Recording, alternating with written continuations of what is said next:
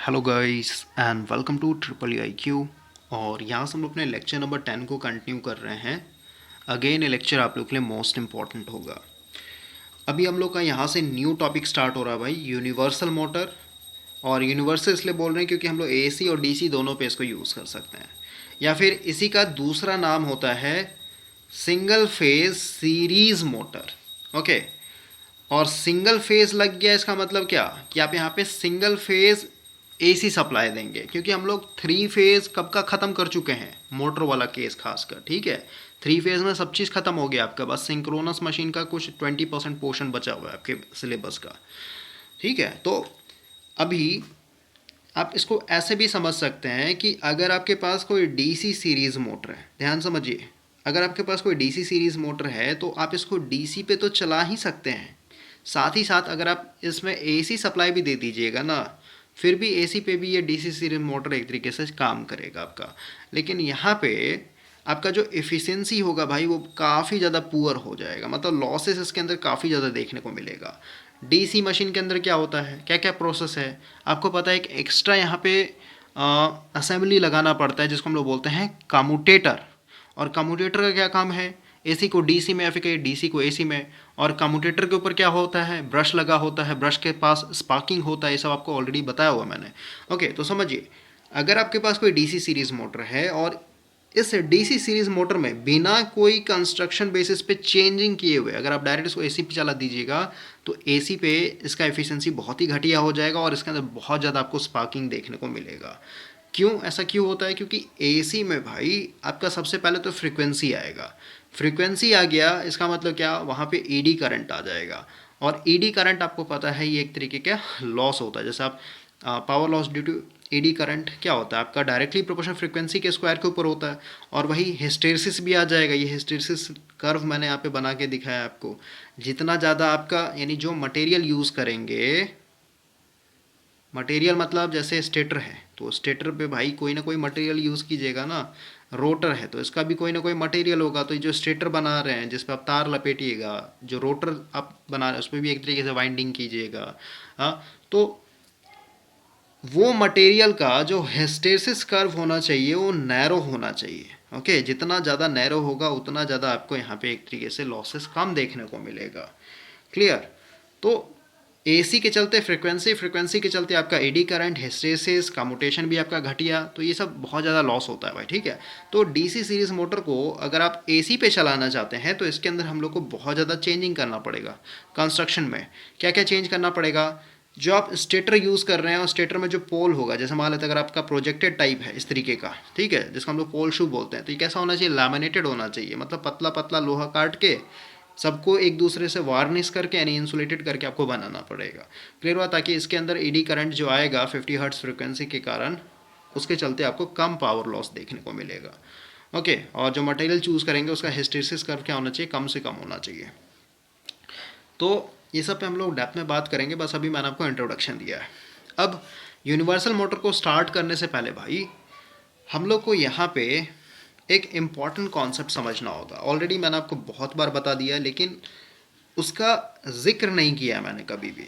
Okay, और knowledge रहते हुए भी अगर आप उस चीज़ को यूटिलाइज नहीं कर पा रहे लाइफ में तो बहुत ज़्यादा एक तरीके से नेगेटिव इम्पैक्ट पड़ता है। तो देखें है क्या वो एक्चुअली। अभी मान लेते हैं कि मेरे पास एक ट्रांसफार्मर है और ये पूरा पूरा कॉन्सेप्ट जो हम लोगों ने शेडेड पोल मोटर में दिया था ना वही चीज़ है भाई। यहाँ पे ट्रांसफार्मर का थोड़ा सा फेजर डायग्राम मेरे को फिर से यहाँ पे आपको रिवाइज करवाना पड़ेगा। तो अभी आप इमेजिन कीजिए कि आपके पास ट्रांसफार्मर है, ये इसका सेकेंडरी वाइंडिंग, इधर आपका प्राइमरी वाइंडिंग दिखा दिया गया है, और आपके पास जो करंट है वो टाइम वेरिंग है कुछ इस तरीके का, मतलब साइनोसोडियल। ये टाइम हो गया, टाइम एक्सिस को दिखा दिया, इधर आपका मैग्नीट्यूड दिखा दिया मैंने। तो जब इस करंट को आप इसके अंदर दीजिएगा, इसको अगर हम लोग मैथमेटिकली रिप्रेजेंट करने की कोशिश करते क्या हो जाएगा, आपका instantaneous current equal to I M sine omega T. सही बात है। अब यहाँ से ये जो करंट फ्लो होगा उसके चलते यहाँ पे एक फ्लक्स बनेगा, और ये फ्लक्स भी कैसा होगा, टाइम वेरिंग होगा। फ्लक्स की अगर बात करें यहाँ पे तो फाइव टी इक्वल टू क्या हो जाएगा, फ्लक्स इक्वल टू क्या होता है, M M F divided by reluctance. M M F हो जाएगा number of turns, primary secondary जो भी है, ठीक है। और यहाँ पे आपका आ जाएगा जो करंट है आई टी, डिवाइडेड बाय आपका रिलेक्टेंस, यहाँ पे वैल्यू पुट करेंगे, करंट का क्या हो जाएगा आपका वैल्यू है I M sine omega T divided by reluctance. Sine से पहले का पूरा पूरा वैल्यू मैक्सिमम हो जाएगा, यानी इंस्टेंटेनियस फ्लक्स इक्वल टू हो जाएगा आपका phi M sine omega T. सही बात है। तो यहाँ से आप देख रहे हैं जब मैं करंट को, और ये आपका करंट था, इनपुट करंट था आई एम साइन ओमेगा टी, ठीक है। तो आप देख रहे हैं भाई कि करंट भी आपका क्या है, जीरो पे है, यानी आई एम साइन ओमेगा टी, यानी ये भी जीरो एंगल पे है, और फ्लक्स भी आपका एक तरीके से जीरो एंगल पे है। दोनों को एक साथ कंपेयर क्यों कर रहे हैं, क्योंकि ये भी साइन का क्वांटिटी है, ये भी साइन का क्वांटिटी है, दोनों को डायरेक्ट आप कंपेयर कर सकते हैं। इससे पता चल रहा है कि करंट और फ्लक्स हमेशा क्या होता है, फेज में होता है। लेकिन भाई अगर आप ऐसा कभी भी किसी को बताएंगे इंटरव्यू में या फिर क्लासरूम में, तो ये गलत है एक तरीके से, ठीक है। और यही गलती इस किताब ने भी किया है। यहाँ पे इसका जो फेजर डायग्राम है, यहाँ पे ऐसा नहीं होता है। ये जो फेजर डायग्राम दिखाया गया है आई ए, यानी जो आपने इनपुट करंट दिया है, फिर आर्मेचर करंट है सीरीज़ में, भाई आपका आर्मेचर में भी वही करंट जाएगा, फ्लक्स में, फ्लक्स में, फील्ड के अंदर भी वही करंट जाएगा, क्योंकि सीरीज़ है ना। तो करंट को इसने फ्लक्स के साथ फेज में दिखाया है, तो ये गलत है एक तरीके से, ऐसा नहीं होता है। ओके, इस चीज़ को हम लोग रेक्टिफाई करने के लिए इस चीज़ को हम लोग क्लियर कर रहे हैं। और यहाँ पे देखिए सीरीज़ मोटर बताया गया, सब चीज़ बस समझिए। सीरीज़ में क्या होता है, फील्ड वाइंडिंग भी सीरीज़ में, आर्मेचर भी फील्ड में सीरीज़ में, ऐसा हम लोग बाद में देखेंगे, और समझिए। ओके, तो जो भी करंट आप देंगे यहाँ से, जो भी इनपुट करंट जाएगा वही क्या होगा, फील्ड में भी होगा, वही आपके आर्मेचर में भी होगा। तो उससे हम लोगों को कोई लेना देना नहीं है। बस अभी समझिए कि अगर आप इस बेसिस पे कहेंगे कि करंट और फ्लक्स फेज में होता है, तो ये गलत हो जाएगा आपका, ऐसा नहीं होता है। फ्लक्स से, यहाँ पे मैं लिखता हूँ एक लाइन, उस चीज़ को हम लोग प्रूफ करेंगे। फ्लक्स से जो आपका करंट होगा ये हमेशा लीड करता है, ठीक है, कुछ एंगल आपका लीड करेगा, ठीक है। अब कितना एंगल से लीड करेगा वो हम लोग बात करेंगे, और ये किसके कारण होता है, हिस्टेरिसिस लूप के कारण होता है। ओके, तो समझिए, ये मेरा करंट दिया मैंने, ठीक है, करंट के चलते आपका यहाँ पे एक टाइम वेरिंग फ्लक्स सेटअप हुआ। अब आपको पता है इस फ्लक्स के चलते, क्योंकि ये फ्लक्स क्या हो रहा है, इस वाइंडिंग के साथ भी लिंक करेगा और इस वाइंडिंग के साथ भी लिंक करेगा, और ये पूरा का पूरा कैलकुलेशन अभी नो लोड पे कर रहा है, ठीक है, लोड नहीं लगा रहे हम लोग। तो यहाँ पे ईएमएफ इंड्यूस्ड होगा E1, और यहाँ पे भी ईएमएफ इंड्यूस्ड होगा E2। तो अगर हम लोग E1 की बात करें तो E1 इक्वल टू क्या हो जाएगा, एन माइनस एन, क्योंकि लेंस लॉ के हिसाब से लगा रहे हैं, N1 d5 divided by dt। सही बात है।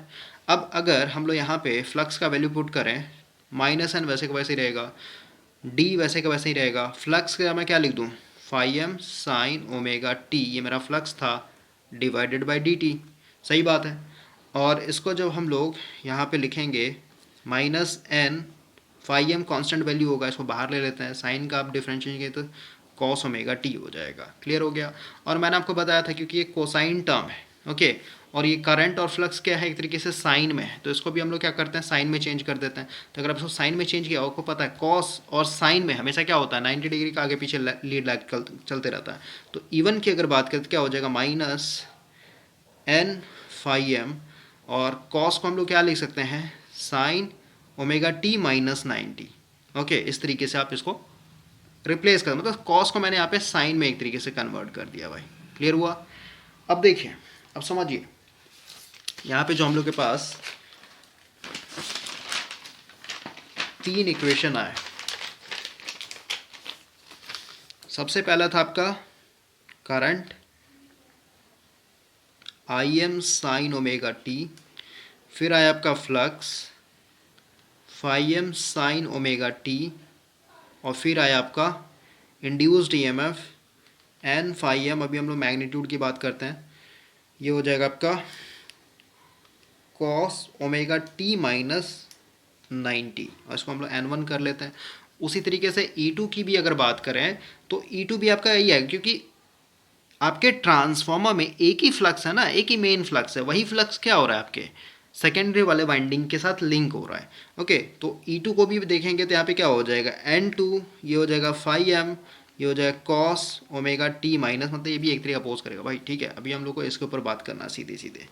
और अभी हम लोग अगर ट्रांसफार्मर का इक्विवेलेंट सर्किट डायग्राम थोड़ा सा डिज़ाइन करें तो ये हो जाए आपका प्राइमरी वाइंडिंग के चलते रेजिस्टेंस, रिएक्टेंस, कोर को हम लोग रिप्रेजेंट करते हैं इस तरीके से R1, फिर इसको RC करेंगे, इसको हम लोग XM कर लेते हैं।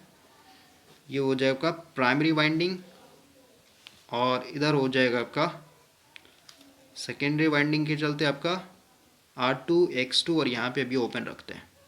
ओके, अब समझिए इधर जब ओपन है इसका मतलब क्या है, इधर आपका करंट जीरो तो इधर भी आपका करंट जीरो, जिसको I1 डैश बोलते हैं। बैलेंसिंग करंट वो होता है एक तरीके से, या फिर ये काउंटर बैलेंस के लिए करंट आता है, ये फ्लक्स को स्ट्रॉन्ग करने के लिए भी जीरो हो जाएगा क्योंकि इतना दूर आपका आइडियल है।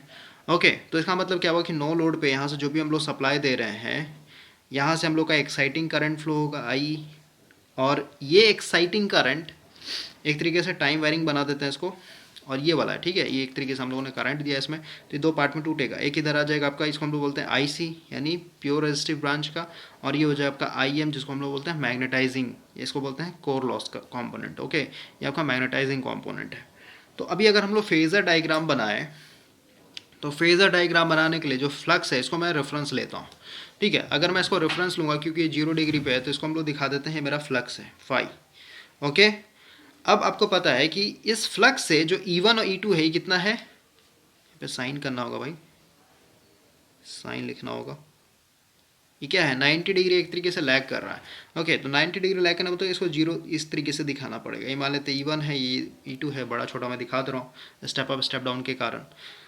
और हम लोगों ने देखा था कि ये जो वोल्टेज होता है V1 और यहाँ पे जो वोल्टेज आ रहा है E1, ये दोनों एक दूसरे के अपोजिट होता है, ठीक है। इसका मतलब क्या हुआ कि जो E1 होगा ये मस्ट बी इक्वल टू होगा -V1 के, सही बात है।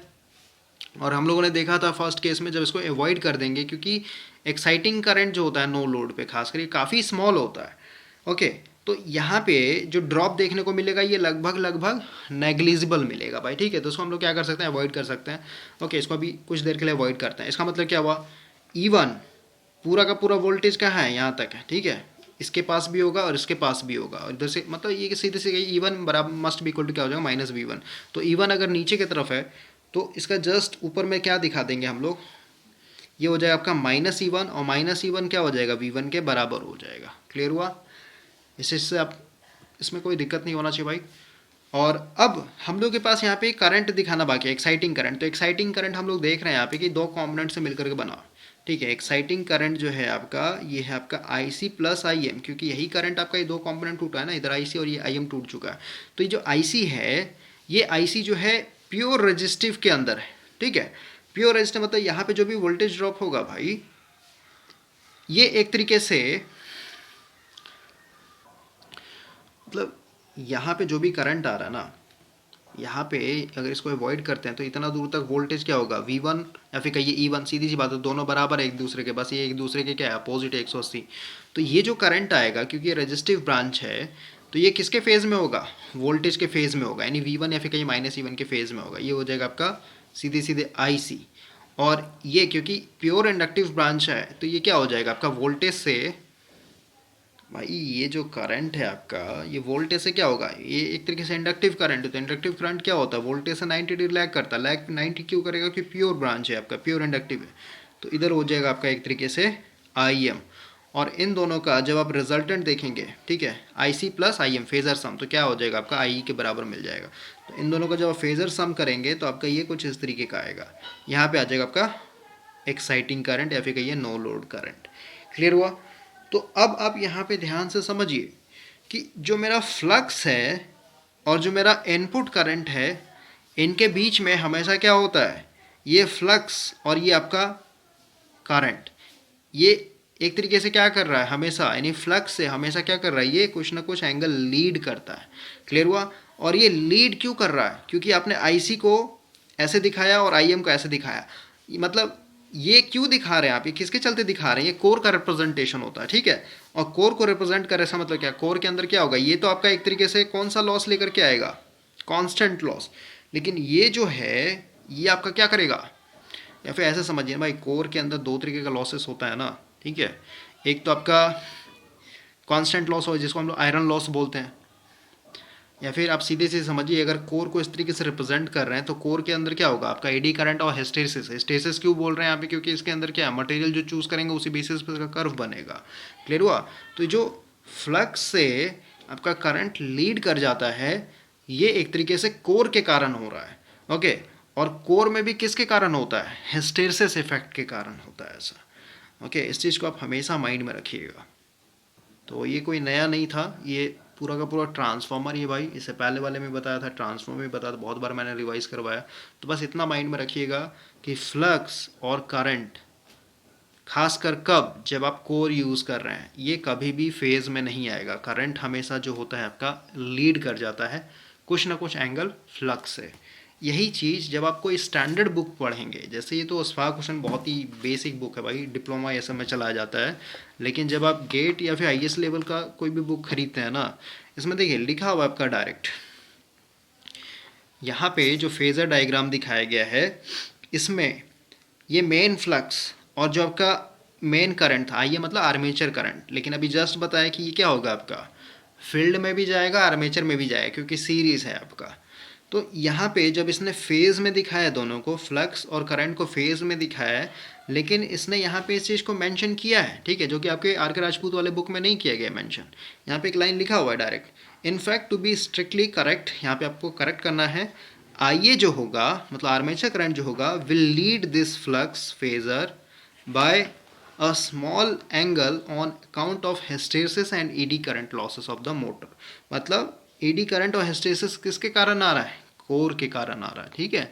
तो कोर के कारण जो होता है भाई, जो आपका आईए होगा, ये जो आपका फ्लक्स सेटअप हो रहा है उससे कुछ ना कुछ स्मॉल एंगल क्या करेगा, हमेशा लीड करता है, लिखा हुआ ना, लीड करेगा आपका हमेशा। ओके, तो अगर ये इस तरीके से दिखा दिया है, यहाँ पे बोल दिया है कि आपको करेक्ट करना पड़ेगा, ये बस इसने एक रफ आइडिया दिया है, लेकिन एक्चुअल में जब आप बनाएंगे तो आपको ये आईए को क्या करना पड़ेगा, थोड़ा सा आपको लीड करके दिखाना पड़ेगा। क्लियर हुआ?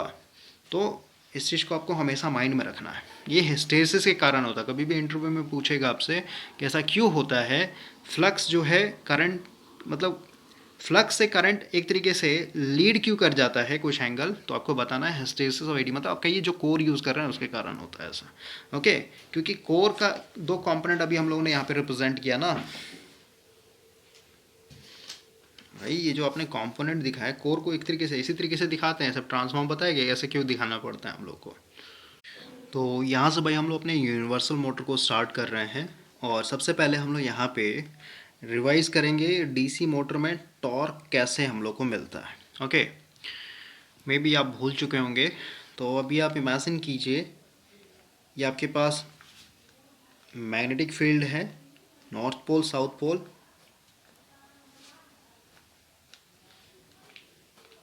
और यहाँ पे हम लोगों ने एक कॉइल प्लेस किया हुआ है, और मैंने आपको बताया था कि हर एक कॉइल में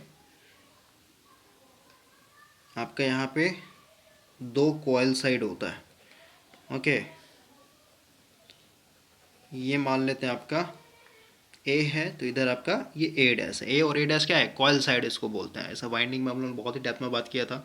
अब क्योंकि भाई हम लोग मोटर की बात कर रहे हैं, तो सीधी सी बात है, इस मोटर में क्या हो रहा है, पीछे से हम लोगों ने डीसी सप्लाई दिया होगा, डीसी सप्लाई क्या हो रहा होगा, एक तरीके से कम्यूटेटर से होकर फिर से एसी में कन्वर्ट हो जा रहा होगा। तो अभी हम लोग मान के चलते हैं कि ये करंट का फ्लो कुछ इस तरीके से है, मतलब इधर आपका अंदर, इधर आपका बाहर निकल रहा है। क्लियर हुआ? अब इसको थोड़ा सा हम लोग यहाँ पे एक कॉइल साइड लेकर के समझने की कोशिश करेंगे कि टॉर्क कैसे जनरेट होता है, और यहाँ पे हम लोग को सबसे इंपॉर्टेंट फोकस करना है डायरेक्शन ऑफ टॉर्क। ठीक है, डायरेक्शन ऑफ टॉर्क कहने का मतलब क्या, मान लेते हैं एक बार जो है टॉर्क आपका इधर तरफ लग रहा है, और दूसरे केस में मान लेते हैं टॉर्क इधर तरफ लग रहा है। इसका मतलब क्या, ये इस केस में कभी भी मोटर घूमेगा नहीं, समझ रहे बात को। तो यूनी डायरेक्शनल टॉर्क मिलना चाहिए हमेशा एक ही डायरेक्शन में, तभी तो गोल गोल घूम पाएगा। तो अभी हम लोग अगर 2D डायग्राम की बात करें, तो आपका 3D व्यू था, अब हम लोग यहाँ पे 2D डायग्राम की बात करते हैं, और एक कॉइल साइड के ऊपर फोकस करेंगे, यानी अभी के लिए मैं कॉइल साइड ए लेकर के चल रहा हूँ। तो अभी मान लेते हैं भाई, अगर मैं यहाँ पे सीधे सीधे मैग्नेटिक फील्ड को यहाँ पे रिप्रेजेंट करूँ, तो मैग्नेटिक फील्ड क्या होगा, अभी बीच में कोई कंडक्टर वंडक्टर नहीं दिखा रहे हैं, कुछ इस तरीके से जा रहा होगा इमेजिनरी लाइन, जो कि हम लोग अपने नेकेड आई से देख नहीं पाएंगे। लेकिन सेकंड केस में यहाँ पे अगर मैं कंडक्टर रखूँ और उस कंडक्टर के अंदर करंट जा रहा है, मान लेते हैं मेरा ए है, कॉइल साइड ए है, और इसके अंदर करंट जो है आपका क्रॉस है, तो आपको पता है कि ये कंडक्टर के अंदर करंट जा रहा है, यानी ये अपना खुद का मैग्नेटिक फील्ड बनाएगा। सही बात है। अब मैग्नेटिक फील्ड बनाने का मतलब क्या है, क्योंकि ये क्रॉस है तो आप अंगूठा करके ऐसे घुमा लीजिए, यानी क्लॉकवाइज डायरेक्शन बनेगा, समझ गए, यानी ये अपना क्लॉकवाइज डायरेक्शन में कुछ इस तरीके का मैग्नेटिक फील्ड बनाएगा। यानी आप देख रहे हैं यहाँ पे दो मैग्नेटिक फील्ड आ गया, एक तो नॉर्थ पोल साउथ पोल के चलते, और एक क्योंकि इस कंडक्टर के अंदर आपका करंट है उसके चलते। ओके, तो अब क्योंकि यहाँ पे दो मैग्नेटिक फील्ड आ चुका है, तो ये दोनों मैग्नेटिक फील्ड क्या होगा, एक दूसरे के साथ इंटरेक्ट करता है, जिसके चलते हम लोग को जो टॉर्क मिलता है उसको बोलते हैं इंट्रैक्शन टॉर्क। ओके, फिर इसको हम लोग बोलते हैं इलेक्ट्रोमैग्नेटिक टॉर्क। ओके, तो आप समझिए थोड़ा सा, अगर मैं बड़ा करके दिखाऊं, ये आपका मैग्नेटिक फील्ड लाइन है और यहाँ पे आपका रखा हुआ है करंट कैरिंग कंडक्टर। ठीक है, तो यहाँ पे आप देख रहे हैं भाई कि इसका जो मैग्नेटिक फील्ड होगा ये क्लॉकवाइज बन रहा है। सही बात है, इस तरीके का। तो ये इस तरीके से अगर दिखाएं, और इसको हम लोग इस तरीके से दिखाएं, और इसको थोड़ा सा हम लोग और बड़ा कर लेते हैं मैग्नेटिक फील्ड को, तो यहाँ पे आप देखेंगे भाई कि नीचे वाला देख रहे हैं मैग्नेटिक फील्ड आपका इस डायरेक्शन में भाग रहा है, और करंट कैरिंग कंडक्टर के चलते जो मैग्नेटिक फील्ड बन रहा है ये अपोजिट डायरेक्शन बन रहा है। मतलब नीचे वाला आपका क्या हो जाएगा, वीक हो जाएगा, कैंसिल आउट हो जाएगा, लेकिन ऊपर वाला क्या हो जाएगा, स्ट्रांग हो जाएगा। तो इस मैग्नेटिक फील्ड में एक करंट कैरिंग कंडक्टर रखने के चलते हम लोग का यहाँ पे ऊपर वाला जो मैग्नेटिक फील्ड होगा क्या हो जाएगा, वो डेंस हो जाएगा, ऐड हो जाएगा दोनों का, नीचे में कैंसिल आउट हो जाएगा। यानी इसको अगर हम लोग सिंपल वे में दिखाएं, ये नॉर्थ ये साउथ था, यहाँ पे आपका करंट कैरिंग कंडक्टर रखा हुआ था। तो जो मैग्नेटिक फील्ड है, क्योंकि इसका प्रॉपर्टी होता है हमेशा लो रिलक्टेंस पाथ फॉलो करता है, तो ऊपर में आप समझिए नीचे वाला तो कैंसिल आउट हो गया, ऊपर वाला आपका ये डेंस हो गया एक तरीके से, इस तरीके से, और ये फिर आपका इस तरीके से जा रहा होगा, अपना पाथ फॉलो कर रहा होगा। क्लियर हुआ? तो ये देख रहे हैं आप, ये क्योंकि ये हमेशा शॉर्ट, जैसे करंट क्या होता है हमेशा शॉर्टेस्ट पाथ एक तरीके से फॉलो करने की कोशिश करता है, तो क्योंकि ये रबर बैंड की तरह करेगा ताकि ये अपने आप को सीधा कर सके, यानी ये एक तरीके से नीचे की तरफ फोर्स लगाएगा ताकि ये ऐसे जो घूम करके जा रहा है ना, उसका मतलब जो लेंथ है पहुंचने का, नॉर्थ से साउथ तक पहुंचने का, वो छोटा हो सके। इन लोग का इस तरीके का नेचर होता है। तो सीधी सी बात है, इस कंडक्टर के ऊपर क्या होगा, नीचे की तरफ फोर्स लगेगा, डाउनवर्ड फोर्स लगेगा एक। क्लियर हुआ? अब यही सेम चीज़ इस वाले कंडक्टर में, क्योंकि यहाँ पे दो कंडक्टर है ना, समझ रहे बात को। अगर हम लोग इस वाले कंडक्टर को देखें, तो नॉर्थ ये आपका साउथ, और यहाँ पे इसमें करंट है आपका डॉट। ठीक है, डॉट कहने का मतलब क्या है, इसका जो मैग्नेटिक फील्ड बनेगा ये एंटी क्लॉकवाइज बनेगा। ठीक है, ये इस तरीके का इसका मैग्नेटिक फील्ड बनेगा, और यहाँ पे जो मेन मैग्नेटिक फील्ड है ये इस तरीके से जा रहा है, नॉर्थ से साउथ की तरफ जा रहा है। तो इससे मैं देखिए इधर आपका एरो, इधर आ रहा, इधर इसका इधर, मतलब नीचे वाला इस बार क्या हो जाएगा, डेंस हो जाएगा, ऊपर वाला कैंसल आउट हो जाएगा। क्लियर हुआ? तो ओवरऑल अगर हम लोग यहाँ पे देखें, दोनों कंडक्टर को जब एक साथ देखेंगे,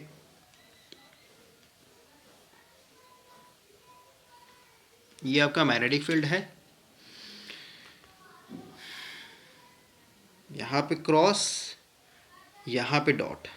तो यहाँ पे क्या होगा, ऊपर में, यानी लिखता हूँ मैं, ऊपर में आपका डेंस हो जाएगा, नीचे में इसका क्या हो जाएगा, इसका नीचे में डेंस होगा। ठीक है, इसको मैं इस तरीके से दिखा देता हूँ, कुछ इस तरीके से यहाँ पे डेंस होगा, इसका यहाँ पे डेंस होगा। ठीक है, अगर दोनों को हम लोग दिखाएं तो ये आपका कुछ इस तरीके से मैग्नेटिक फील्ड बनेगा। ये नॉर्थ है, साउथ है, तो ये फ्लक्स यहाँ से ऊपर जाएगा ऐसे। ठीक है, यहाँ से ऐसे जाएगा, और क्योंकि यहाँ पे नीचे में डेंस हो रहा है तो ये नीचे में ऐसे डेंस होगा, और फिर ये ऐसे जाएगा इसमें। क्लियर हुआ? अब देखिए ये क्योंकि रबर बैंड की तरह एक्ट कर रहा है, तो इसको नीचे की तरफ धकेलेगा, और ये इसको क्या करेगा, ऊपर तरफ धकेलेगा। क्यों? क्योंकि इसको हम लोग रिलक्टेंस टॉर्क बोलते हैं ना भाई, ये अपना एक तरीके से शॉर्ट करना चाहता है, ये जो लेंथ है, ये जो पाथ है इसका, ये शॉर्ट करना चाहता है एक तरीके से। ठीक है, तो ऑटोमेटिक क्या होगा, इसके नीचे तरफ फोर्स लगेगा, इसको ऊपर, यानी एक तरीके से क्लॉकवाइज डायरेक्शन में क्या करेगा, घुमा देगा। क्योंकि ओवरऑल क्या है, ये कुछ इस तरीके का कंडक्टर है ना, समझ रहे बात को। तो ओवरऑल क्या करेगा, ये लेकर के घूम जाएगा कंडक्टर को, और क्योंकि कंडक्टर जो होता है रोटर के अंदर डाला हुआ रहता है। ठीक है, तो पूरा का पूरा रोटर को ही लेकर के घूम जाएगा ये। क्लियर हुआ? अब यहाँ पे आपको पता है कि जब यहाँ पे आएगा, यानी 90 डिग्री जब ये घूम जाएगा, इस पोजीशन पे जब आएगा ये दोनों कंडक्टर, यानी कॉइल जब खड़ा हो जाएगा 90 डिग्री, तो इस केस में आपका टॉर्क एब्सेंट हो जाता है, क्योंकि यहाँ पे कोई मैग्नेटिक फील्ड नहीं है ना। मैग्नेटिक फील्ड नहीं तो यहाँ पे आप कह सकते हैं कि जो टॉर्क मिलेगा पल्सेटिंग मिलेगा भाई। ठीक है, क्योंकि इस पॉइंट पे जैसे ये घूमेगा ना 90, तो ये एक तरीके से क्या हो जाएगा, यहाँ पे टॉर्क नहीं मिल रहा है लेकिन मोमेंटम के कारण क्या हो जाएगा, पूरा पूरा फ्लिप कर जाएगा। क्लियर हुआ। इसी के चलते हम लोग कभी भी अपने मोटर के कॉइल में, खासकर रोटर के अंदर, ठीक है, एक कॉइल नहीं डालते हैं, इसमें मल्टीपल कॉइल डालेंगे। जैसे एक ऐसे दिखा देते हैं, ओके, कुछ इस तरीके का दिखा देता हूँ। मतलब इसमें दो कॉइल डाल दिया, दोनों एक दूसरे के परपेंडिकुलर है, तो इस केस में आपको और ज़्यादा टॉर्क मिलेगा। तो ये सब कंस्ट्रक्शन ये सब ऑलरेडी देख रखा भाई, ठीक है, बस रिवीजन मैं आपको करवा रहा हूँ। तो इस तरीके से आपका क्या है, ये टॉर्क लग रहा है, यहाँ पे इलेक्ट्रोमैग्नेटिक टॉर्क लग रहा है, फिर कहीं इंट्रैक्शन टॉर्क लग रहा है, जिसके चलते आपका ये घूम रहा है। लेकिन यहाँ पे सोचने वाली बात क्या है कि अगर आप इसको एसी पे चलाते हैं, वैसे भी डीसी मोटर है लेकिन आर्मेचर के अंदर क्या है आपका, एसी तो है भाई, समझ रहे बात को। तो यहाँ पे समझिए बहुत इंपॉर्टेंट चीज़ स्टार्ट हो रहा है यहाँ पे। अभी ये जो मैंने इंस्टेंट बताया, एक चीज़ लिख लीजिए आप कि आर्मेचर के अंदर में, आर्मेचर कहने मतलब क्या है, ये जो कॉइल आपने यूज़ किया हुआ, ठीक है, इस कॉइल के अंदर क्या है अभी, एसी है। और एसी कहने का मतलब क्या, इस तरीके का। और अभी सिर्फ और सिर्फ हम लोगों ने पॉजिटिव हाफ साइकिल के लिए देखा है, यानी ये जो अभी सिचुएशन देखा है सिर्फ और सिर्फ पॉजिटिव हाफ साइकिल के लिए देखा है। पॉजिटिव हाफ साइकिल में हम लोग क्या मान के चल रहे हैं कि करंट इसमें अंदर की तरफ जा रहा है और इसमें आपका बाहर की तरफ निकल रहा है। क्लियर हुआ। लेकिन इसका भाई ये वाला भी तो आएगा सिचुएशन, हाफ नेगेटिव भी तो आएगा। इस केस में आपका करंट के अंदर का जो, मतलब जो कंडक्टर के अंदर करंट का डायरेक्शन क्या हो जाएगा, रिवर्स हो जाएगा। ये जो अंदर की तरफ था ये बाहर की तरफ बन जाएगा और ये आपका अंदर। तो अभी हम लोग हाफ नेगेटिव पे देखते हैं, ठीक है। उसके बाद शंट में, और मतलब सब चीज़ मैं आपको रिवाइज करवा दूंगा भाई, ठीक है, पेशेंस रखिए बस। तो अभी हम लोग यहाँ पे देखते हैं फोर हाफ नेगेटिव, ठीक है। तो अभी मैं क्या कर रहा हूँ कि जो मेरा नॉर्थ और साउथ पोल था इसको हम लोग ऐसे ही रख रहे हैं। आप बोलिएगा कि जब ये हाफ नेगेटिव आया तो आप इसको भी तो पलट दीजिए। तो अभी हम लोग उसमें जा ही नहीं रहे, उतना कॉम्प्लिकेट कर नहीं है। हम लोग मान के चल रहे हैं कि जो परमानेंट मैग्नेट, मतलब जो north pole south pole permanent magnet से बना रखा है मैंने, इलेक्ट्रोमैग्नेट नहीं है, कोई भी करंट से नहीं बना रहे हम लोग, ये समझिए। आपका छोटा वाला जो डीसी मोटर होता है वो है मेरा, ठीक है। तो इसका पोलरिटी में कोई भी चेंजिंग नहीं कर रहे हैं अभी, बस पेशेंस रखिए भाई, क्लियर हो जाएगा आपका, ठीक है। आपका ऐसे ही रहेगा, परमानेंट मैग्नेट से मैंने बना रखा है। अब यहाँ पे क्योंकि हाफ नेगेटिव आया है तो यहाँ पे मैं दो कंडक्टर दिखाता हूँ। यहाँ पे क्रॉस लिया था तो यहाँ पे डॉट हो जाएगा अभी, ठीक है, और यहाँ पे मेरा क्रॉस हो जाएगा। और इससे पहले वाले केस में, जो हम लोग को टॉर्क लग रहा था, ये जो टॉर्क मिल रहा था कैसे मिल रहा था, एंटी क्लॉकवाइज मिल रहा था। क्लियर हुआ। इस तरीके से घूमेगा आपका, ये ध्यान रखना है आपको। अब इस सिचुएशन में देखिए क्या होगा। यहाँ पे इसको हम लोग थोड़ा सा देखें, देखिए ये क्रॉस था ना, तो क्रॉस में क्या होता है, आपका जो मैग्नेटिक फील्ड था, यहाँ पे देखिए जो मैग्नेटिक फील्ड था ये ऊपर में डेंस हो रहा था, ठीक है, ऊपर में डेंस हो रहा था। और ये जो डॉट था, डॉट के केस में इसका जो मैग्नेटिक फील्ड था ये नीचे में डेंस हो रहा था, देख रहे हैं, नीचे में डेंस हो रहा है। बार बार मैं उस तरीके से बताऊंगा नहीं, बस समझिए इस तरीके का आपका मैग्नेटिक फील्ड जाएगा। तो इस केस में आप देख रहे हैं कि अब ये जो है नीचे की तरफ फोर्स लगेगा और ये जो है आपका इस तरीके से फोर्स लगेगा।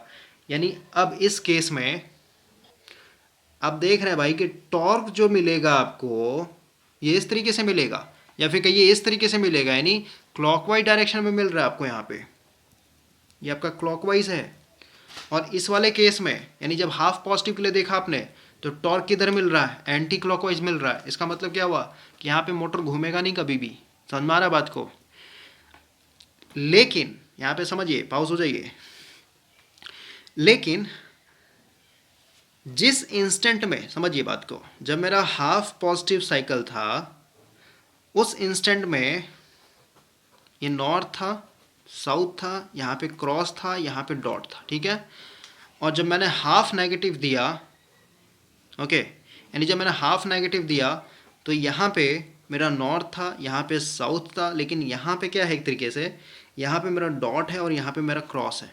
अब समझिए, अगर हाफ नेगेटिव वाले इंस्टेंट में अगर मैं अपने मैग्नेटिक फील्ड को भी एक तरीके से पलट दूं, ये साउथ बना दूं और ये मेरा नॉर्थ बन जाएगा, तो इस केस में देखिए क्या होगा।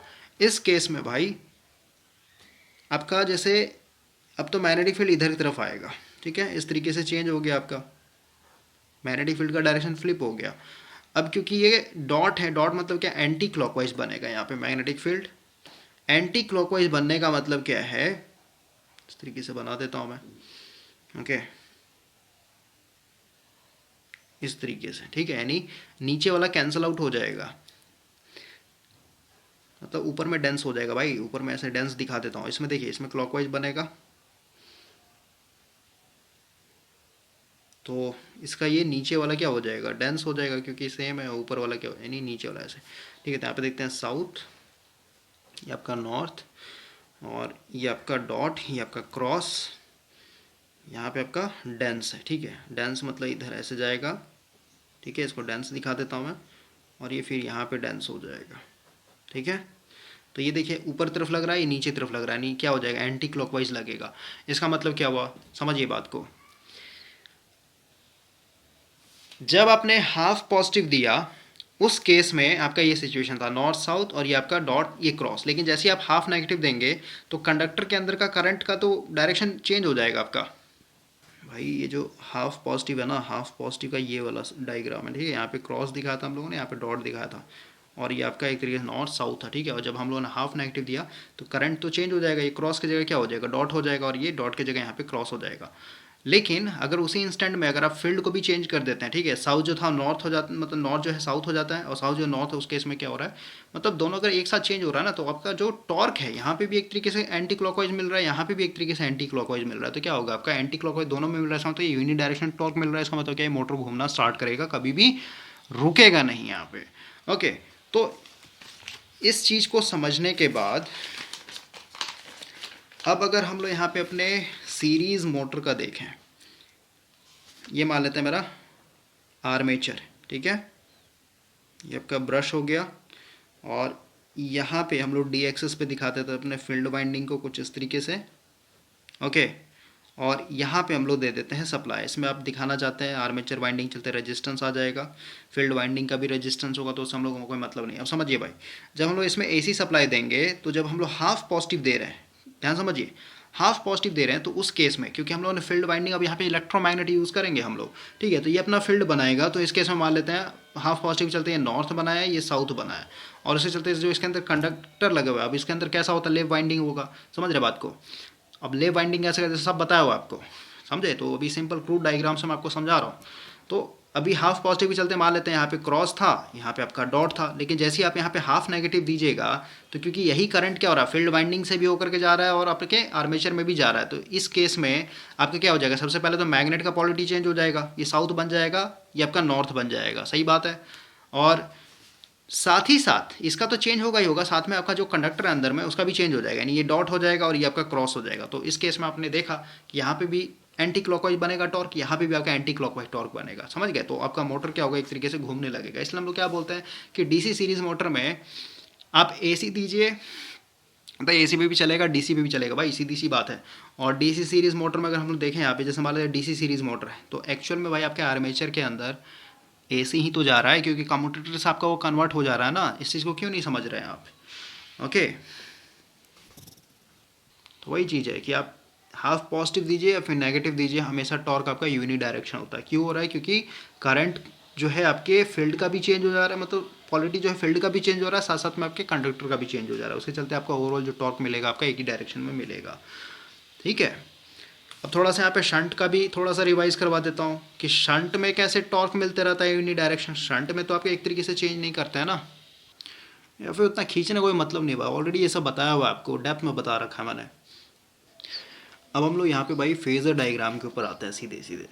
फेज़र डायग्राम में सबसे पहले आपको फ़ोटो समझना होगा, और डीसी मशीन में मैंने आपको बताया था कि इसके अंदर आर्मेचर रिएक्शन होगा, आर्मेचर रिएक्शन, और फिर आपका इसमें क्या होता है, ब्रश भी शिफ्ट होते रहता है ना, ब्रश एक्सिस जैसे डी पे रखा हुआ है, लेकिन आपका आर्मेचर रिएक्शन के चलते क्या होता है, ओवरऑल आपका शिफ्ट होना स्टार्ट करता है ना।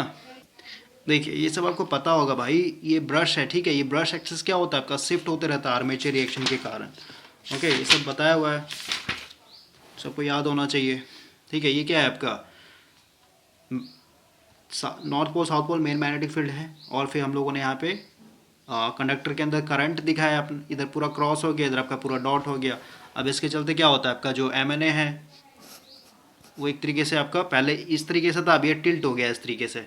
ओके, तो यही सब मतलब इसको मिनिमाइज़ करने के लिए हम लोग क्या कर रहे थे, यहाँ पे इंटरपोल लगा रहे थे, कंपनसेटिंग वाइंडिंग लगा रहे थे।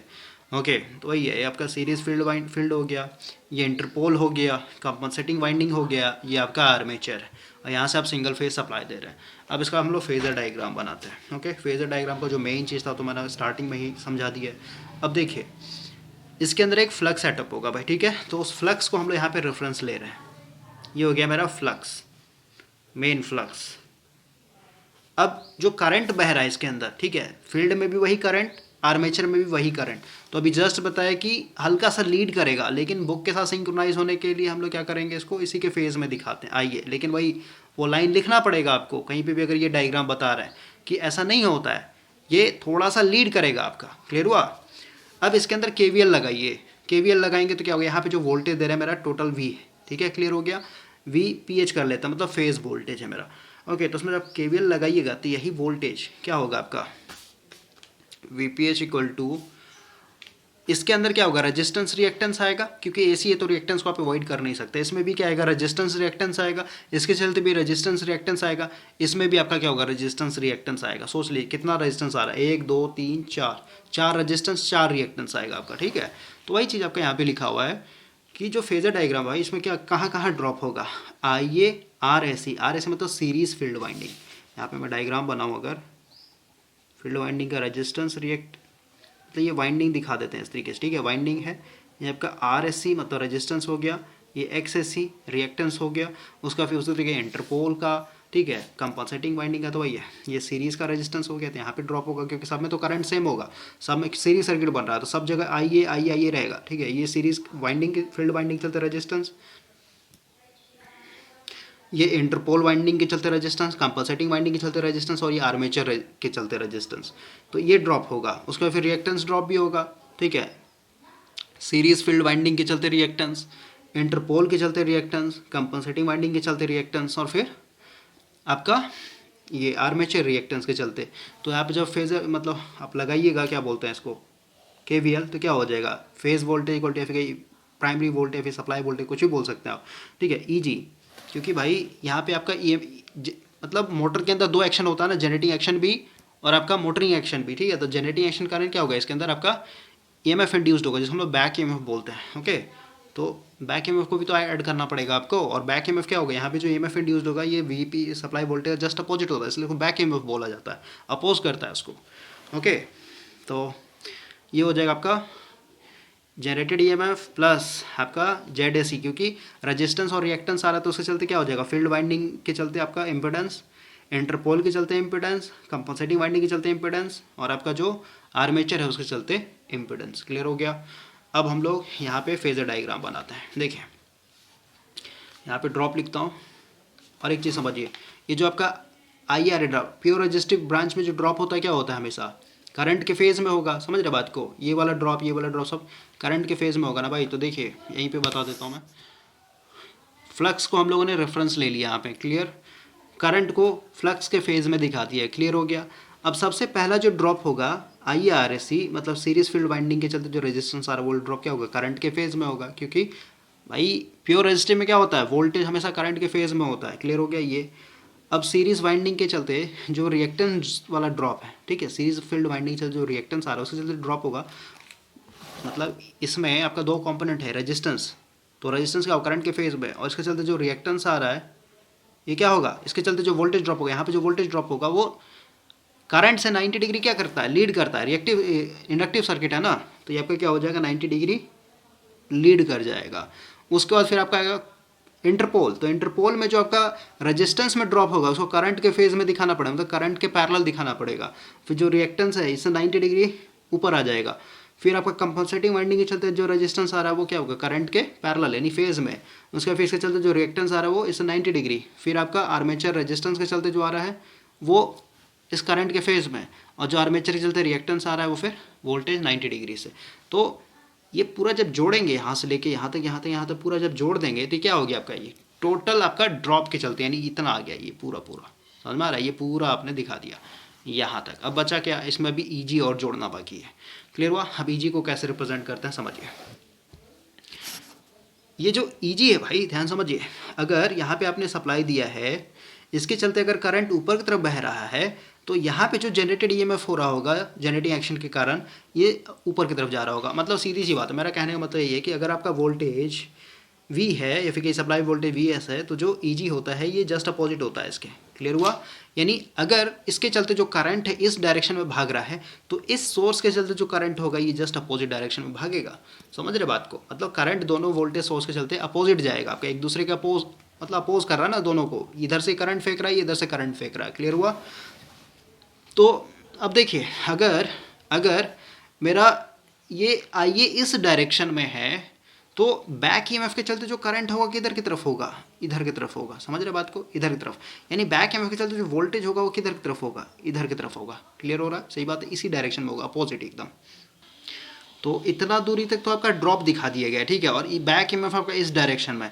लेकिन इसी के पैरेलल में अगर आप इधर लेकर के जाएंगे, क्योंकि ऐड कर रहे हैं ना हम लोग, समझ रहे, इतना दूर तक आपका ड्रॉप है, और उसको जब इसमें ईजी आप ऐड कीजिएगा, और ये ईजी क्या होगा? इस लाइन के पैरेलल होगा हमेशा, क्योंकि अपोज कर रहा है ना भाई, ये पूरा पूरा उठा के यहाँ पे लाइए ना, तो ये पूरा का पूरा जो सम होगा, यहाँ से जो सम होगा पूरा पूरा क्या हो जाएगा? आपका मेन सप्लाई वोल्टेज मिल जाएगा। क्लियर हुआ? तो ये आपका वोल्टेज है और ये आपका करंट है, तो इनके बीच में जो एंगल बनेगा ये फाई, ऐसे ही थोड़ा सा और लीड करेगा करंट, तो आपका क्या हो जाएगा? पावर फैक्टर हो जाएगा। तो आई होप कि ये चीज़ पूरा क्लियर हो गया होगा। बाकी इसमें भाई कुछ नहीं है, थ्योरी डाला गया है पूरा पूरा, ठीक है, ओके। तो थ्योरी पढ़ने से कोई फ़ायदा नहीं है, स्क्रीनशॉट में अटैच कर दे रहा हूँ, आप इसको पढ़ लीजिएगा। जो टॉर्क होता है डीसी के केस में क्या होता है? फ्लक्स और करंट के डायरेक्टली प्रोपोर्शनल होता है। फ्लक्स भी आपका चेंज हो जाएगा और करंट भी चेंज हो जाएगा, ठीक है, उसी इंस्टेंट में जब आपका नेगेटिव साइकिल आएगा उसके चलते आपका यूनि डायरेक्शन टॉर्क मिलेगा। वही इस तरीके से आपको बताया गया है। तो ये मे भी आप समझ पाए या नहीं समझ पाए, इसलिए मैंने दूसरे तरीके से बताया आपको, ओके। तो हाफ पॉजिटिव चलते भी टॉर्क मिलेगा उसी डायरेक्शन में, और हाफ नेगेटिव चलते भी उसी डायरेक्शन में टॉर्क मिलेगा। लेकिन ये जो टॉर्क मिल रहा है आपको, ये कैसा है? ये टॉर्क कैसा है? क्योंकि आपका करंट ही एक तरीके से और मैग्नेटिक फील्ड ही एक तरीके से क्या है? पल्सेटिंग, यानी d∅dt। तो मतलब टॉर्क आप देखें ना भाई, ये टॉर्क कैसा? सिंगल फेज में हमेशा बता दिया मैंने आपको कि टॉर्क कैसा मिलेगा? पल्सेटिव मिलेगा। देख रहे हैं ये टॉर्क कभी ज़्यादा ज़्यादा ज़्यादा, फिर मैक्सिमम, फिर कम कम कम, फिर जीरो, फिर धीरे धीरे। तो ये क्या है? एक तरीके से टॉर्क आपका पल्सेट कर रहा है ना, फ्लैक्चुएटिंग है। लेकिन ऑन एन एवरेज अगर आप इसका निकालेंगे, एवरेज अगर आप निकालेंगे, तो क्या मिलेगा आपको? हमेशा एक पॉजिटिव ही मिलेगा, यानी मोटर आपका हमेशा घूमते ही रह जाएगा। क्लियर हो गया? तो इसमें आपको वाइब्रेशन ये सब देखने को मिलेगा, क्योंकि टॉर्क ही आपका पल्सेटिव है एक तरीके से, ओके। अब यहाँ पे कुछ इंपॉर्टेंट पॉइंट है। क्या है? सबसे पहला, its efficiency is low due to hysteresis and eddy current loss. सही बात है, हिस्टेसिस और ईडी करंट चलते क्या होता है? पावर लॉस होता है एक तरीके से, ठीक है। Power factor is low due to the large reactance. देखिए लार्ज रिएक्टेंस क्यों आ रहा है? आप यहाँ पे कितना सारा वाइंडिंग यूज़ कर रहे हैं? फील्ड वाइंडिंग हो गया, आर्मेचर वाइंडिंग, ये तो दो मेन वाइंडिंग है ही, साथ साथ में आपको कंपनसेटिंग वाइंडिंग भी लगाना पड़ रहा है, इंटरपोल भी लगाना पड़ रहा है, उसके चलते भी रिएक्टर, तो ओवरऑल पावर फैक्टर घटिया हो जाएगी। ओवरऑल इंडक्टिव सर्किट आ जा रहा है ना, स्पार्किंग आएगा यहाँ पे, एक्सेसिव स्पार्किंग, क्योंकि एसी पे आप दे रहे हैं, आप कम्यूटेशन पढ़ा है, उतना बड़ा टॉपिक है, अब यहाँ पे मैं कैसे आपको रिवाइज करवाऊँ बताइए। हाँ, तो स्पार्किंग आएगा, स्पार्किंग आने का बहुत सारा रीज़न था। अब यहाँ पे बोलता है, अब इस डिफ़िकल्टीज से बचने के लिए हम लोग क्या करेंगे? अपने डीसी सीरीज मोटर में कुछ मॉडिफिकेशन करते हैं ताकि उसको एसी पे भी चलाया जा सके। सबसे पहला क्या है? The field core is constructed, मतलब वैसा मटेरियल लेंगे जिसमें लो हिस्टेसिस लॉस हो, मतलब उसका जो कर्व बने, बीच कर्व बने, वो क्या होना चाहिए? एक तरीके से पतला बने, ठीक है। लैमिनेटेड करेंगे, ठीक है, जो आपका यहाँ पे दिखाएगा ना डायरेक्ट, ये आपका प्रोजेक्टेड टाइप पोल बोला जाता है इसको, ठीक है। इसको हम लोग क्या करेंगे? पूरा पूरा पोल शो को लैमिनेटेड करेंगे भाई, ठीक है। पतला पतला लोहा का पत्ती लेकर ये सब आपको बताया गया कैसे करते हैं इसको, ओके। तो ये करेंगे। अगला बोलते हैं, तो field winding is provided with small number of turns. Number of turns कम रखेंगे क्यों? क्योंकि रिएक्टेंस यहाँ पे ज़्यादा आ जा रहा है, नंबर ऑफ टर्न्स अगर आप बढ़ा देते हैं तो। और मैंने आपको बताया था जो इंडक्टेंस होता है डायरेक्टली एन स्क्वायर के ऊपर होता है, एल, ठीक है। अभी कैसे आता है इसे बताया था मैंने आपको, फार्मूला प्रूफ करवाया था कि एल जो होता है आपका एन फाई बाय आई होता है, ठीक है। इसको हम लोग सीधे सीधे flux linkage divided by current बोलते हैं। अब यहाँ पे फ्लक्स का वैल्यू पुट कीजिए, ये सब, उसके बाद आपका ये डायरेक्टली पोर्शन एन के स्क्वायर आया था ना, ये याद होना चाहिए, 3 से 4 लेक्चर पहले ही करवाया था आपको, ठीक है। तो नंबर ऑफ टर्न्स कम करेंगे तो एक तरीके से रिएक्टेंस कम हो जाएगा। Field pole area is increased so that flux density is reduced. Flux density reduce इसलिए होगा क्योंकि आप देख रहे हैं इंडक्टेंस क्या है? एक तरीके से डायरेक्टली प्रोपोर्शनल फ्लक्स के ऊपर है। This reduction the iron loss and reactive voltage drop, मतलब रिएक्टेंस भी कम हो जाएगा क्योंकि फ्लक्स पे डायरेक्टली प्रोपोर्शन है आपका। और आयरन लॉस कहने का मतलब ईडी करंट और हिस्टेरिसिस, और eddy current hysteresis power loss का फॉर्मूला याद कीजिए ना, वहाँ पे फ्लक्स था ना भाई, एक तरीके से बी आ रहा था, फ्लक्स नहीं बोल सकते, फ्लक्स डेंसिटी आता है वहाँ पे, बी स्क्वायर एक में होता है बी का पावर 1.6, बी स्क्वायर किस में था, एडी करंट में था, बी का पावर 1.6 किस में था, आपका हिस्टेरिसिस में था। ओके अगला बोलता है the number of armature conductor is increase in order to get the, सीधी सी बात है, अगर आपने फील्ड वाइंडिंग यानी फ्लक्स अगर आपका कम कर रहे हैं तो आपने देखा कि टॉर्क जो है डायरेक्टली वो फ्लक्स और करंट के ऊपर, तो सीधी सी बात है अगर आप फ्लक्स को कम कर रहे हैं ताकि आप रिएक्टेंस को कम कर सके और आयरन लॉस को कम कर सके, तो सीधी सी बात है आपका एक करंट बढ़ना चाहिए, अगर करंट तभी ना टॉर्क बढ़ेगा भाई, टॉर्क सफिशिएंट होना चाहिए तभी तो आप उस मोटर को यूज़ कर पाइएगा लोड को एक तरीके से हैंडल आउट करने के लिए। तो वही है, किसी को अगर कम कर रहे हैं तो कहीं ना कहीं आपको बढ़ाना पड़ेगा, तो वही बोल armature conductor increase in order to get the required torque with the low flux. अब आगे है in order to reduce the effect of armature reaction, armature reaction आएगा ही आएगा, दो फ्लक्स जहाँ पे बन रहा है वहाँ पे आर्मेचर रिएक्शन आएगा, क्योंकि ये कम्यूटेटर यहाँ पे स्पेशल मशीन है ना, कम्यूटेटर एक एक्स्ट्रा असेंबली आप लगा रहे हैं यहाँ पे। ओके जिसके चलते आपका डी एक्सिस, ठीक है, जिसमें वो ब्रश रखते हैं वो एक तरीके से शिफ्ट होते रहता है। ओके उसके चलते स्पार्किंग आएगा, कम्यूटेशन आपका खराब हो जाएगा, तो उसके चलते कंपनसेटिंग वाइंडिंग लगाएंगे, इंटरपोल लगाएंगे, ये सब बताया हुआ भाई, बहुत ही डेप्थ में बताया हुआ है, तो ये सब पे बात करने का कोई मतलब नहीं है। ओके ये आपका डायग्राम है, इसमें आपका कंपनसेटिंग वाइंडिंग घुसा जाता है, ठीक है, ये आपका कम्यूटेटर टाइप रोटर हो गया, इस सब पे हम लोगों ने बात किया हुआ है। तो ये पूरा आपका सीरीज़ मोटर ख़त्म हो चुका है। अब यहाँ पे देखिए जो आर्मेचर होगा, armature of universal motor is of same construction ordinary series motor, जैसे हम लोग सीरीज मोटर लगाते हैं उससे, मतलब ऐसा कुछ है नहीं भाई, ठीक है, सब चीज़ बताया हुआ आपका। और उसका रेटिंग कितना होगा, तो ग्रेटर देन 750।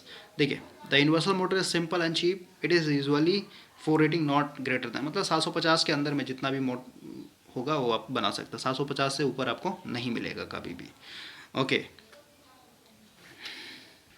और यहाँ पे एक इंपॉर्टेंट लाइन लिखा हुआ है कि अगर आप इसका डायरेक्शन चेंज करना चाहते हैं, मतलब अभी देखिए अभी एंटी क्लॉकवाइज जा रहा था हम लोग का टॉर्क, इसको क्लॉकवाइज घुमाना तो क्या करना होगा, आप सीधे सीधे पोल को एक तरीके से चेंज कर दीजिए, ठीक है ना, मैग्नेटिक फील्ड जो है आपका नॉर्थ और साउथ इधर ऐसे बन रहा था, इसको उलट दीजिए, साउथ और नॉर्थ बन जाएगा, यानी फील्ड वाले कनेक्शन को पलट के लगा दीजिए आप, ठीक है, इंटरचेंज, तो ऑटोमेटिक क्या हो जाएगा, इधर आपका साउथ बन जाएगा, इधर आपका नॉर्थ बन जाएगा, ठीक है, ऑटोमेटिक आपका उल्टा घूमने लगेगा। आप प्रैक्टिस करिएगा अपने कॉपी में करके, ठीक है, इसको आप पलट दीजिए, उसका फिर जो करंट पलट गया तो भाई दोनों में पलट जाएगा ना। और यहाँ पे एक इम्पॉर्टेंट लाइन लिखा हुआ है, जो डीसी सीरीज़ मोटर सबसे ज़्यादा एक तरीके से जाना जाता है भाई, या फिर कि पूरा डीसी मशीन ही पूरा जाना जाता है, डीसी मशीन में भी डीसी मोटर, उसका क्या खासियत है कि आप उसको अलग अलग स्पीड रेंज पे चला सकते हैं आप। ओके यानी स्पीड कंट्रोल करना उसमें बहुत ज़्यादा इजी हो जाता है। स्पीड कंट्रोल कैसे करते हैं, तो आप फ्लक्स को एक तरीके घटा बढ़ा के कर सकते हैं, वोल्टेज को आप घटा बढ़ा के कर सकते हैं, लेकिन वोल्टेज आपका एक मतलब उतना बेटर नहीं, लेकिन फ्लक्स को आप घटा बढ़ा करके स्पीड को ईजिली एक तरीके से कर सकते हैं, ठीक है। तो यहाँ पे हम लोग क्या करेंगे, सॉलिड स्टेट डिवाइस यूज़ करेंगे, सॉलिड स्टेट मतलब SCR यूज़, जैसे आपका थायरिस्टर होगा, थायरिस्टर क्या होता है, वोल्टेज कंट्रोल डिवाइस होता है, वोल्टेज वहाँ पे फायरिंग एंगल सेट कीजिएगा, अपने आप आपको वोल्टेज कंट्रोल करके दे देगा, कम चाहिए ज़्यादा चाहिए, ठीक है, ये सब आपके पास ऑप्शन रहेगा। तो यही है, since the speed of this motor is not limited by supply frequency, क्योंकि जैसे इंडक्शन मोटर खासियत क्या होता है भाई कि उसमें आप फ्रिक्वेंसी को एक तरीके से वैरी करके आप अपने स्पीड को एक तरीके से वैरी कर सकते हैं, लेकिन इसमें ऐसा नहीं है। देखिए इस पर मैं एक लेक्चर दे दूंगा स्पीड कैसे कंट्रोल करते हैं, ठीक है ना, क्लियर हो जाएगा। पहले हम लोग अभी कर लेते हैं कवर, उस पर मैं दे दूंगा इस पर कैसे किया जाता है। अब इसका एप्लीकेशन देखते हैं, एप्लीकेशन के लिए कहाँ कहाँ यूज़ करेंगे, तो क्योंकि इसका स्पीड अच्छा खासा होता है तो भाई इसको हम लोग कहाँ यूज़ करेंगे, जो पोर्टेबल ड्रिल्स हैं, ओके, और AC/DC दोनों पे यूज़ कर सकते हैं। तो पोर्टेबल ड्रिल्स का मतलब होता है जो ईजिली बैग में डाल करके आप एक जगह से दूसरी जगह ले करके जा सकें, क्लियर हुआ। वहाँ पे यूज़ करेंगे हेयर ड्रायर में, ग्राइंडर में, टेबल फैन में, ब्लोअर में, मिक्सी, ये सब में सब जगह आपका आ जाएगा। और इसका स्पीड हाई क्यों होता है, तो भाई DC सीरीज़ मोटर को आप जा करके देखिए, ओके वहाँ पे ऑलरेडी बताया गया था DC सीरीज मोटर का जो कैरेक्टरिस्टिक है वो क्या है, एक तरीके से वहाँ पे उसका यही खासियत है, स्पीड बहुत हाई है, ओके इन्फिनिटी तक पहुँच सकता है अगर आप इसको नो लोड पे चला दीजिएगा। तो ये सब डील किया हुआ है क्वेश्चन, तो क्वेश्चन मत पूछेगा यहाँ पे कि स्पीड क्यों हाई होता है, बताया हुआ ऑलरेडी आपका ये सब, ओके। कोई बोल रहा है they are also use for many other purpose where speed control and high value of speed are necessary. Universal motor are of a given horsepower rating are significantly smaller than kind of AC motor, मतलब इसका जो rating होगा power rating छोटा छोटा होगा as compare to जो other और भी हम लोग के पास AC मोटर है उसके मुकाबले, ओके। सर्किट डायग्राम बता दिया मैंने आपको कैसे बनाते हैं, फेजर डायग्राम मैंने आपको समझा दिया, कैलकुलेशन समझा दिया। अब हम लोग इसके ऊपर एक न्यूमेरिकल कर लेंगे, आपका ये पूरा ख़त्म हो जाएगा, पूरा ख़त्म हो गया भाई। अब हम लोग का है स्पेशल मशीन, तो स्पेशल मशीन में सब कुछ है नहीं, एक लेक्चर में पूरा ख़त्म हो जाएगा। रिलक्टेंस मोटर और हिस्टेरेसिस मोटर एक लेक्चर में ख़त्म हो जाएगा आपका, ओके।